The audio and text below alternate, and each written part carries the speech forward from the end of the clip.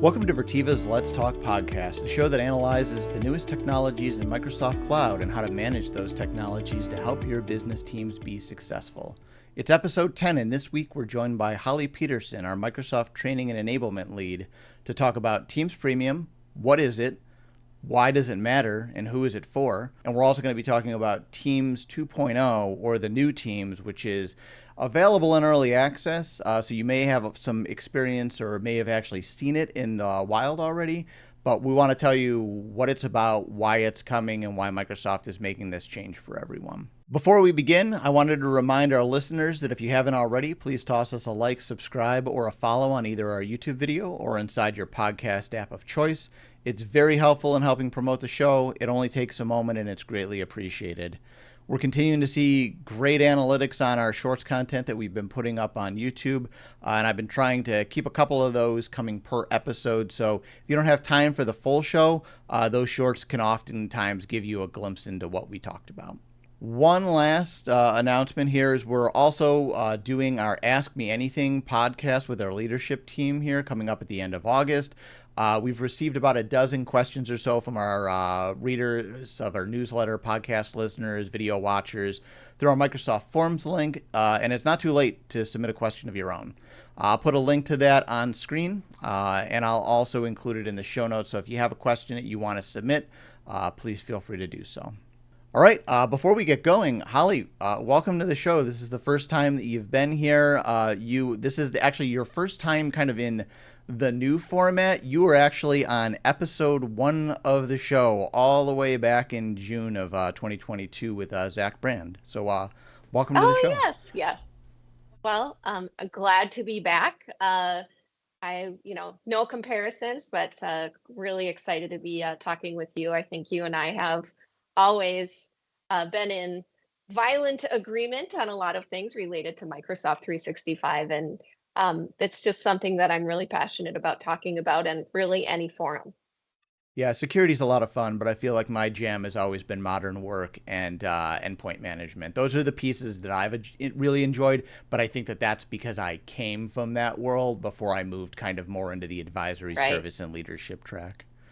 So always fun to partner up with you on this stuff. Hopefully this will be the first of many throughout the next several months here. Yes. I have a soapbox that I carry around with me when it comes to user enablement. All right. Well, let's get into it. So I wanted to kind of start talking about Teams Premium features and talk about who it's for. So I think that we can kind of do a back and forth. So what I'll kind of do is I'll set the stage for Teams Premium, what it is, and then we'll go through and we'll talk about the different features. I'll kind of inform the audience on what that stuff is, and then I'm going to ask you who it's for, and then we'll kind of get your take on it because you're boots on the ground doing a lot of this training with the different orgs. Yep, you got it. All right, so setting the stage.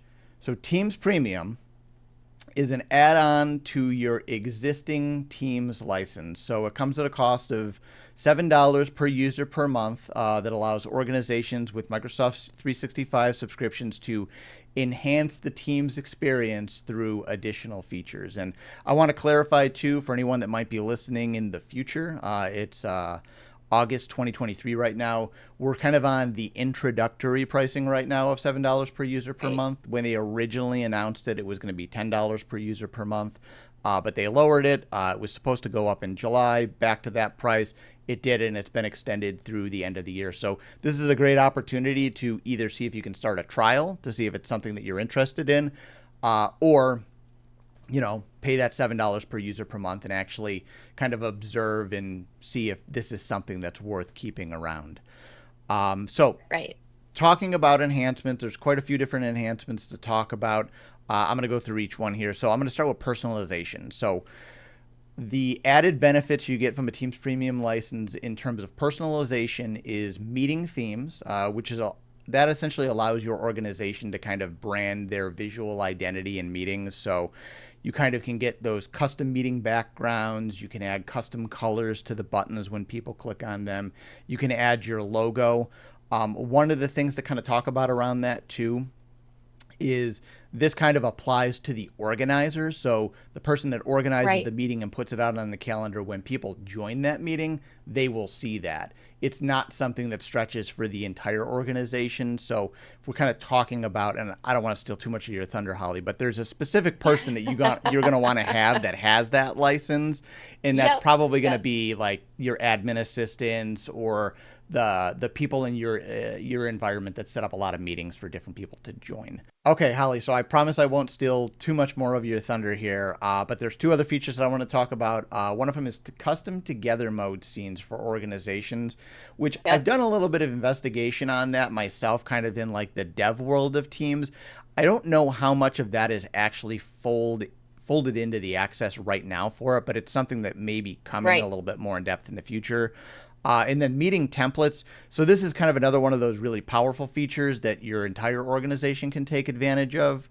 Super Is powerful. oftentimes, especially when you're talking about like project meetings, like you have a specific set of meetings. So maybe you have like healthcare focused Right. meeting, project meeting, stuff like that. You can actually build out templates that will already have a lot of the choices picked, from not only security settings but to who can record, who can present, all that stuff. Right. So those are the kind of the four features under like the branding and the personalization Yeah. options. So I guess I'll turn it over to you. And again, sorry that I stole your Yeah. thunder a I little mean, bit, but who no, is it not at for? all. I mean, this is helpful. Yep. I think what be in laying out all the features that you get with Teams Premium, you're gonna maybe if you're listening to this podcast or you understand having a branded environment, having custom meeting templates. Those are the two probably most powerful things I think come with a premium SKU is people are demanding this in your organization. However, when we say it's $7 a user per month, going up to $10 a user per month, we tend to think of applying licenses in this very like homogenous way. Like everyone needs an E3, everyone needs a Teams premium. But this is where I'm going to probably it puts a little bit more cognitive load on configuration management and licensing, but not everyone needs these licenses in order to reap the benefits of them. So the big message is not every single person in your organization needs a Teams premium license. However, you do have people out there that could really, really, truly benefit from having this. And this is where sometimes it sounds a little bit like the old save the children ads for for the cost of a cup of coffee a day. You Mm-hmm. know, you could allow someone to have a custom meeting template. Um, but you really need to right size these add-ons, specifically Teams Premium, to the people that use it most. And that is meeting organizers. So if you have people in marketing, you have people in sales, HR, um, training, like myself, these people that are organizing these large scale meetings, they're the organizers. They're the people that hit send on the invitation, not necessarily the people that are going to present in that meeting or attend it. They need this license. This is one, if I was like the recommending a stock to buy, this would be the one that I would say invest in this because the meeting templates, that's sort of a really good its position sort of belies how security can play a role in your meeting. Mm-hmm. So you mentioned c- controlling who can hit that record button. That is something that's very vexing to a lot of Teams admins today. And knowing that you could solve that for some of those critical meetings and not have to license every single person in your organization is huge. So I think this is as far as something that's like it's not really esoteric. This is stuff people want today, and for anyone out there that is looking to make transitions away from other third party webinar tools, things like that, Teams Premium definitely has a boost here and there as well. Mm-hmm. So we'll jump into intelligent recap next, and thank you for that. So I feel like so me coming at this from kind of like a project manager, program manager perspective is I think that this is probably one Yep. of the most valuable features here. Right. Um, if you're running a lot of meetings and you're struggling to kind of like jot everything down and take notes, is intelligent recap will do a lot of that kind of like smart transcription for you. There's a couple of Right. catches though, and one of the catches is every meeting that you're in for this to work, you have to record the meeting because it needs Right. the transcription services on to be able to do the work. And that can Right. make people feel a little bit uncomfortable. But I think that once you kind of get over that wall and people kind of understand, hey, this is on, this is why it's Right. on, this is what it's doing, I think that it provides a lot of value in filling in the gaps.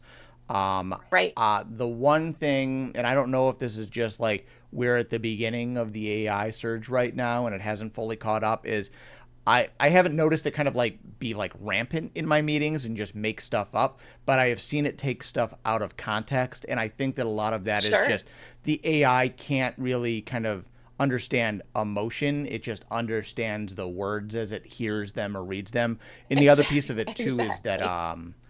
I feel like if you're a fast talker, so I'm a fast talker, that it can't always keep up because the transcription isn't necessarily word for word right on top of you. It's usually a little bit behind. Exactly. So if I think you're it, absolutely right. yeah, if it messes something up, is that can come off in the transcription. So I wouldn't, if you have the feature, I think it's very valuable. But I would recommend probably Right. still having your own notes and taking them and then using Right. the intelligent recap piece to fill in the blanks of maybe Right. things that you missed. This this is actually a good kind of a good point that um, I think you're spot on that AI is not going to be the downfall of us yet because it can't quite pick up everything that we say. It can't put in that sort of emotional context and colloquialisms that we use in conversation. And like you, I can be kind of a fast talker as well. It can be a little bit challenging. Um, as far as who would benefit from this, the biggest challenge that I see with intelligent recap is that all of the meeting participants, so like you said, I hadn't even really thought about the fact that it has to be recorded because as a trainer, a lot of my meetings are recorded. I've sort of, like you said, I've gotten over it at this point. But all participants in that meeting need to be licensed for us in order to be effective, which that could be a barrier, right? It could be a cost barrier. Mhm. But in the meantime, I will say this: there is sort of a good consolation prize to intelligent recap, and that is the new meeting notes feature. That's a part of Teams. It uses a loop component and allows every single person participating in the meeting to participate in the process of taking notes in the meeting. And I would say if you are on the fence about something like this, you'd like to see intelligent recap improve over time, which we know Microsoft is going to do. They're not just going to leave it the way it is. It's going to get better and better over time. But you definitely have um, the the shared meeting notes tool, the new and improved shared meeting notes tool. Yep. That is nothing. That's still a great tool. Something that organizations can start to take advantage of right away, and you don't need to be licensed at a premium level to do that. Yeah, and just a quick point of clarification too is I think that with intelligent recap, if everyone's licensed, it certainly helps. But the fact Yep. that you can kind of go in there and copy those notes and then drop them into the chat after the meeting, that can be a True. way of kind of True. getting around that. I know one of the other things that they've been doing is they've been doing kind of the at tags in the stream video recordings too. So if it hears someone's name, it will try and call them out and show them in the video. So you don't necessarily Right. have to have everyone licensed for it, but you get a little bit more out of it if they are. We'll talk about Right. Copilot a little bit too, because that is so. I mean, I guess we can talk about Copilot now. So we're on Intelligent Sure. Recap. Copilot is not yet available. It'll probably be in preview later this year for most users out there. It's in that private preview right now. Yep. Copilot is different than Intelligent Recap, and to me, that is still incredibly confusing because you know that it's using the same AI behind the scenes. It's just kind Right. of slanted a little bit differently. So the way Copilot interacts with it is intelligent recap, records the transcription, reads through it, creates you your notes. What Copilot Yep. does for you is going to be a little bit different, and it's going to be at a different license level of $30 per user per month. And what Yep. that's going to do for you is that's going to allow you to kind of search the meeting and kind of understand what people were talking about and if your name was called out, and then generate you Hmm. kind of a summary on it, which is, it's Right. similar to intelligent recap, but it's not quite the same thing. Microsoft has said that if you want to get the most out of the team's experience, you'll need to pay for both, which seems crazy because that is the cost of an additional E3 license. That's Right. $37, Right. I think $40 a month. I think that you're going to need to pick what you want here. And we talked a little bit about Copilot right. last week on the show. But you're going to have to pick what you want of the two flavors if you don't want kind of this Right. exorbitant cost balloon to keep growing. So it is a little bit different. Right. And Yeah, and go ahead. it goes back to that whole notion of, I work with a lot of organizations that in the past have just tried to do, one for all for one kind of things where it's like everyone has an E3. Let's keep it simple. Yep. Uh, Everyone has a unified communications plan. Everyone gets this. And I think that $30 per user per month SKU really does make people hit pause on that. And I don't want organizations to look at something like Copilot and say, well, if it's $30 a month for one user, no one should have it. Mm-hmm. I definitely think Teams Premium, Copilot, some of these tools, we have to start figuring out how do we license groups in our organizations that really need this additional functionality, and how do we sort of exclude the folks that are never really going to be using these tools. Mm-hmm. So I think that it's start like don't think of your organization as no monolithic licensing. I think Microsoft is helping us shift into that phase where different people, different departments, different roles need different tools, and you can right size them, but it does require a little bit more um, analysis and care and feeding than maybe that sort of monolithic licensing model. Yep. I think that if you're on a sales call with Microsoft and Microsoft says, "Who is Copilot for?" they answer, "Copilot is for everyone." And Yeah. absolutely, I agree. Copilot is for everyone, but there's a restrictive cost structure to that that's going to say, well, we can't afford to give everyone in our organization of 3,000 Right. people an additional $30 license. So that's where Right. you kind of have to slice it up to maybe executive leadership needs this, maybe our Right. administrative support team that it supports the executive leaders and managers and directors needs it, maybe managers and directors need it, maybe project managers need it. Does the guy sweeping the floor in the high school need it? No, he probably doesn't. He might have an F1 license for some of that Right. stuff, but he's not necessarily going to need Copilot for Right. what he's doing. And I'm certainly always willing to be, proven wrong. I think a lot of us when Microsoft came, I don't want this to become the Copilot pricing show, but Mm-hmm. when Microsoft came out with the price for Copilot, I think a lot of us who work in that partner sphere stood still for a moment and said, like, well, what's the story here? This isn't a nominal cost like some of the other add-on licensing that we've seen in the past. And so I'm willing to, I'm sure we all have things, we're kind of making guesses, we're doing analysis, but I'm also willing to say, hey, Microsoft, tell us this story.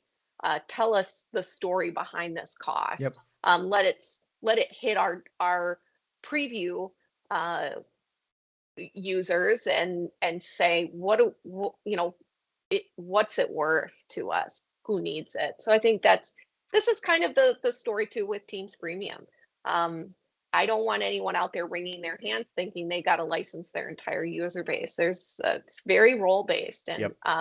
intelligent recap, I could say, if you have folks in your organization that run tons of meetings, large meetings, um, you've got a PMO, whatever it might be, you might be thinking, well, they need intelligent recap, but not all the other premium features.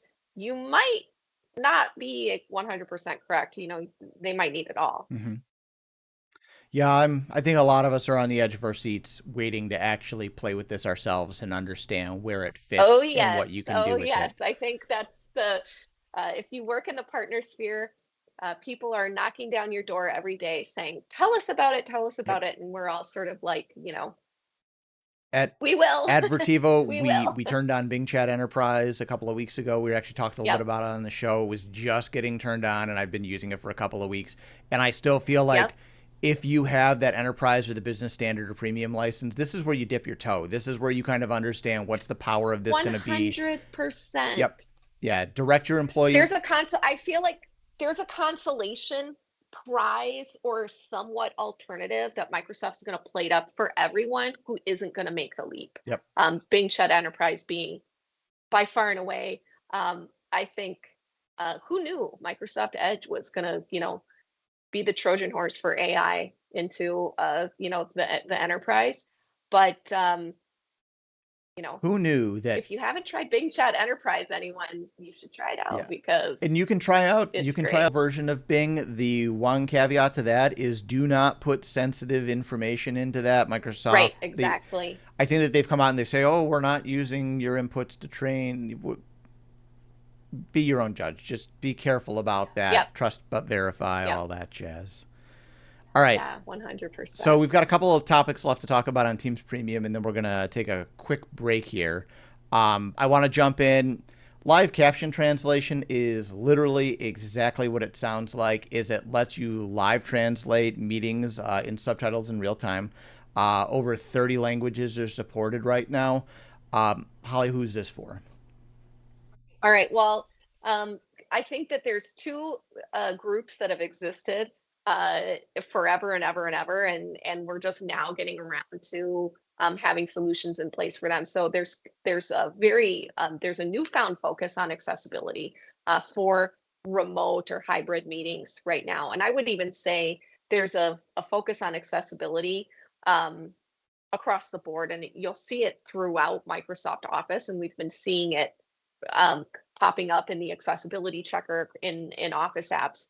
However, um, the whole notion around being able to see captions, whether you have hearing disability, whether you really need to have a focus to be able to see what's being said on the screen, Mhm. um, that's who it's for. This is an accessible feature. However, the other group that I think, if you work at a smaller company, you work in the U.S., you work in the same city as one another, you might not understand just how many companies out there, especially manufacturers that I work with, healthcare organizations that have a global footprint in the world, and what it means to be able to have a meeting with people at a manufacturing facility or a sales group that is in another part of the world.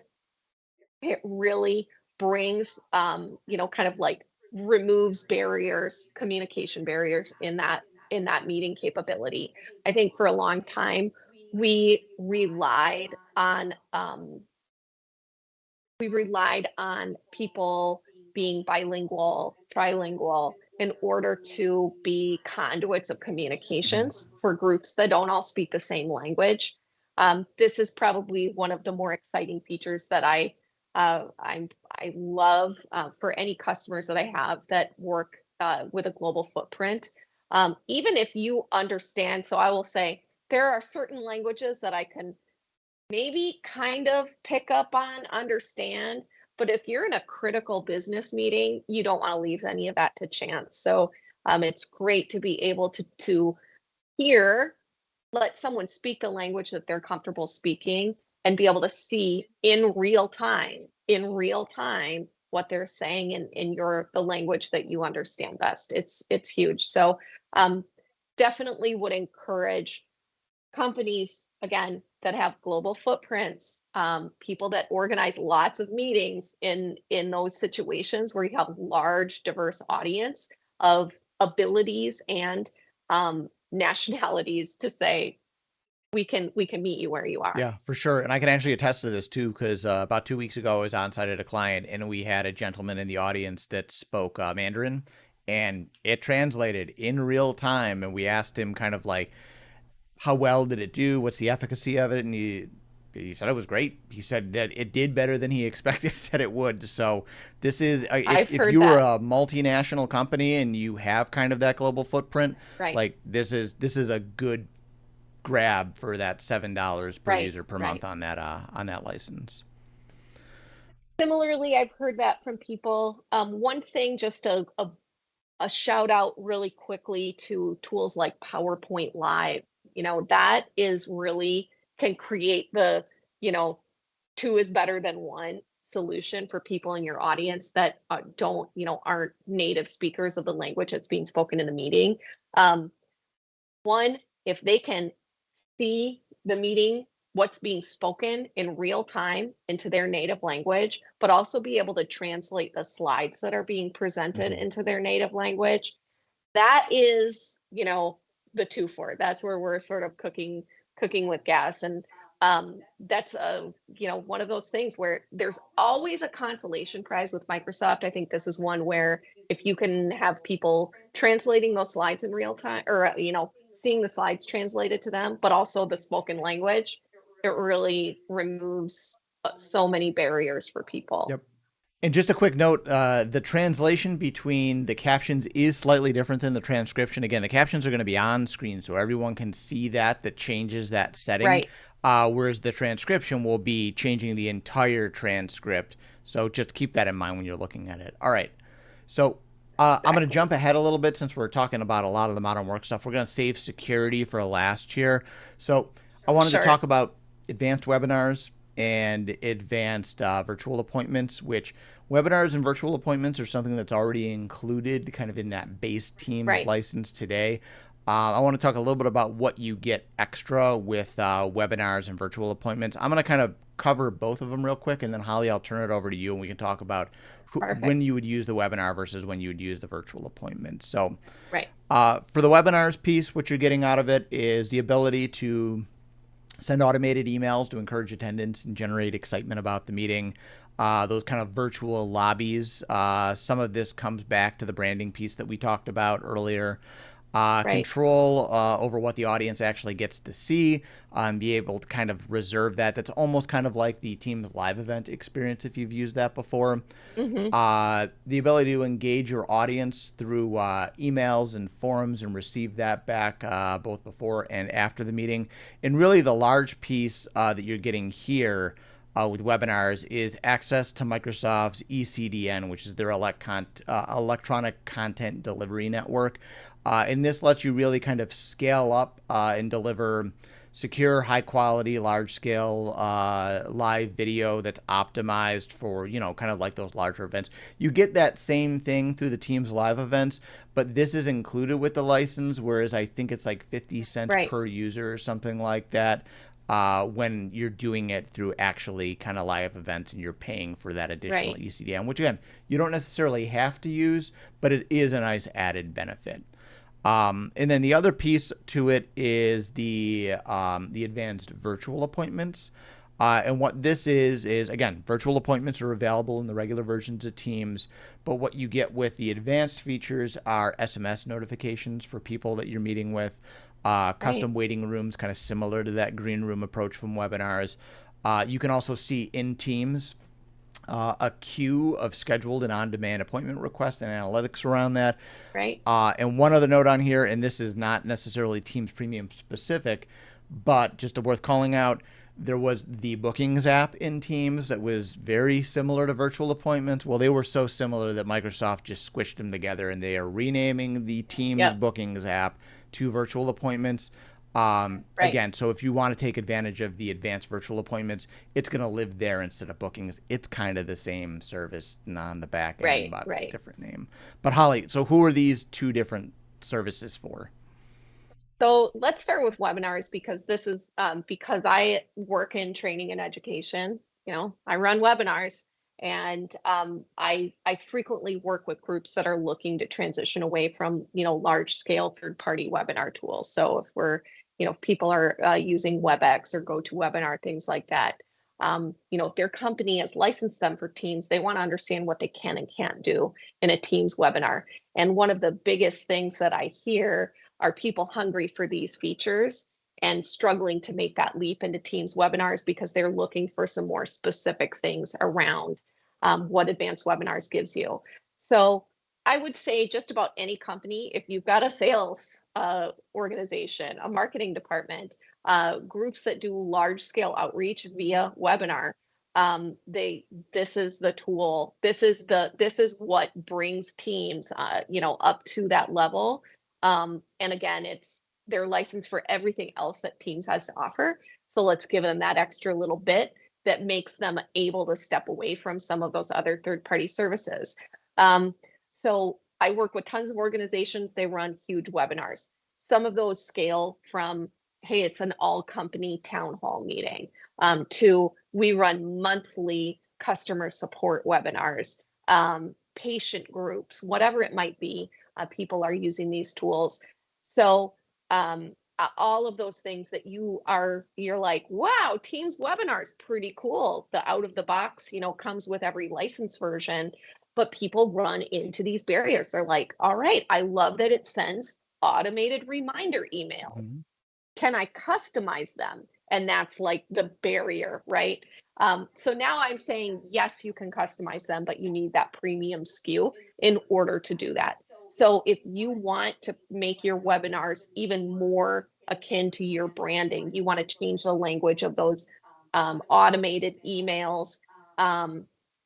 Those are the things that I would say you should be looking this way. And remember, only organizers of these tools need this Yep. license. So just because you have three, product trainers in your, product division doesn't mean you need to license everyone. Really, only those trainers need this type of license. The people who hit send on that invitation or set this up, they're the ones they're the facilitators. They need this licensing. So that's something that I would say makes that cost a little bit more manageable and gives people what they're hungry for.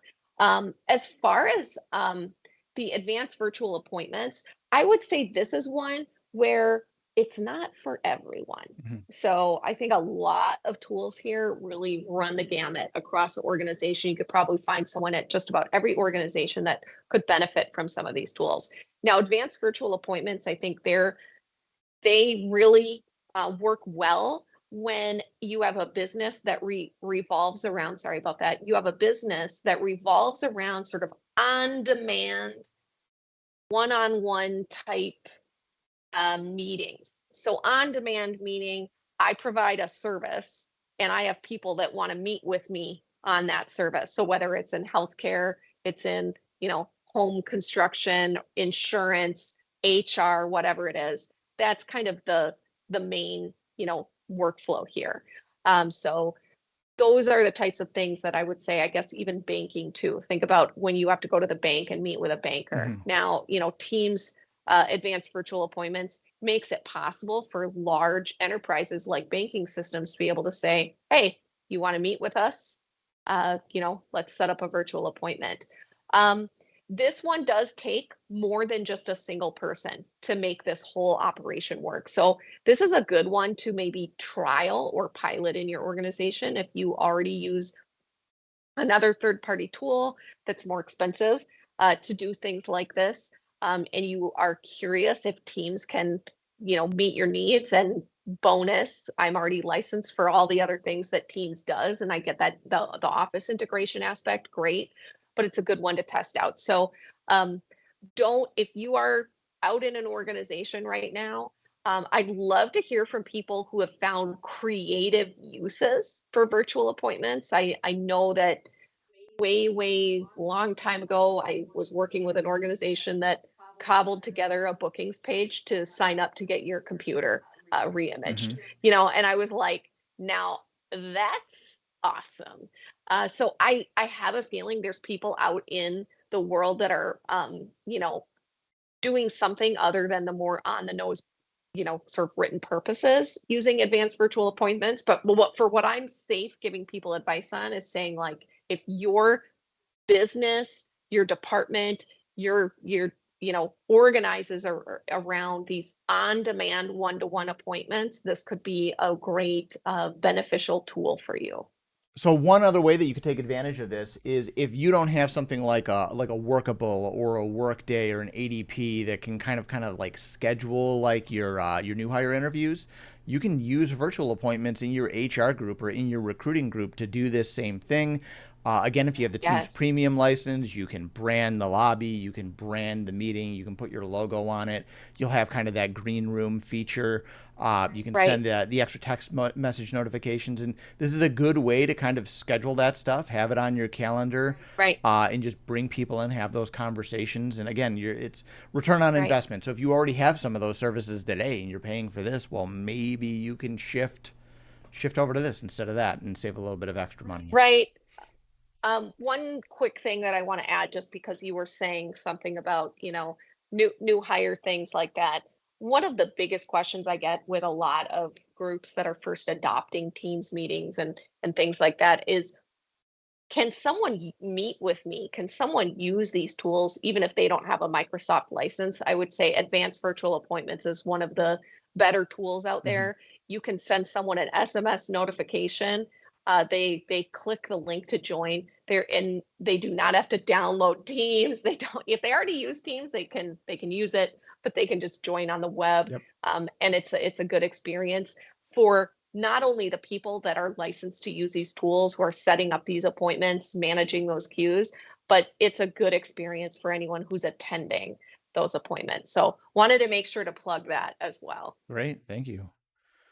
All right. So the last piece we're going to talk about on Teams Premium is the security features. So it has kind of three unique security features to it that kind of sets it apart and adds a little bit of additional value there. So if you're looking at Teams Premium and you have some questions around, well, how does it handle sensitivity labels? How does it handle watermarking? Right now, today, Teams does audio end-to-end encryption, but it does not do it for video, shared files, chat, stuff like that. So you're going to get Right. that extra stuff. So with sensitivity labels, it extends capabilities that you can, if you're a Microsoft 365 user already and you have E5 licenses, is you can go in and you can put some additional capabilities around setting controls on the lobby, chat, the ability to copy text, how Right. presentations are shared, how recording functions are managed. So you can do all that stuff in there through those labels. You can also watermark. So this is a fairly neat feature that I think during the pandemic, this was a little bit more kind of at the top of people's attention. Well, like, how do we know if someone's like just screenshotting or recording a video and putting it out there? Like we saw that thing with oh, I forget the company's name. Harman, I think it was the chair company. You Oh, know what I'm? Herman Miller. Yep. Yep. Someone in their organization recorded the CEO's speech, and I'm not going to get into the details on that. But if you would have been doing that, I think that they did it through Zoom. If you would have done it through Teams and they had Teams and they had the watermarking turned on, is that meeting would have had the attendee's email address Yep. watermarked all over that image, and that would have deterred them from sharing that video and having it go viral and create Right. problems for that Exactly. company. Um, and then the last piece is the end-to-end encryption. So this gets enforced through a sensitivity label. We were talking about those earlier. And the Right. end-to-end encryption provides a little bit of additional security around the meeting that, again, we kind of talked about a little bit about video and sharing. The one piece that I will say on the end-to-end encryption on the meeting when it's not just the audio is it will start to limit some of the things that you can do. So I actually had it on in a meeting and it prevented me from using PowerPoint Live. So things to keep in mind Right. where you're going to be using those features are going to probably be in extremely high sensitivity meetings where you want to make Right. sure that, hey, if it's like a government type meeting or it's a legal type meeting, that you Exactly. don't want things getting out. That's where you apply it. You're not going to want to apply that to every single meeting out there. And again, that's why you would Right. kind of create that sensitivity label. It would show up in Teams when you go to set up a meeting, and you would allow either different groups to use that, or you would automatically try and label that based on like departments that are using Teams and who they're interacting with. So Holly, I'm Exactly. sorry, I stole your thunder again. I talked about who to No, use no, some of this you're stuff. spot on. So just I'll just kind of recap to say, we work with organizations. across a ton of industries, especially ones that are pretty heavily regulated. So if you are working in the government, so federal, city, state, uh, whatever, if you're in healthcare, if you're in finance, or really any other industry where there's a lot of regulation, where it feels like you can't always just all hop on a meeting because it's just too risky. Hmm. This makes it safe for you to do that. I say that, especially things like watermarking.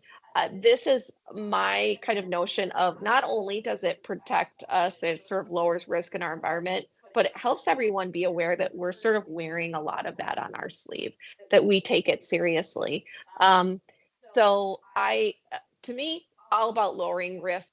Um, a lot of organizations have to assess risk when they're going to be using these tools. And what I see is a lot of people policy around this. We have to tell people, well, you can use it for this, but not for that. And sometimes hope that they get it right. Sensitivity labeling will help us either automatically apply or present the option to make meetings have the appropriate security surrounding them.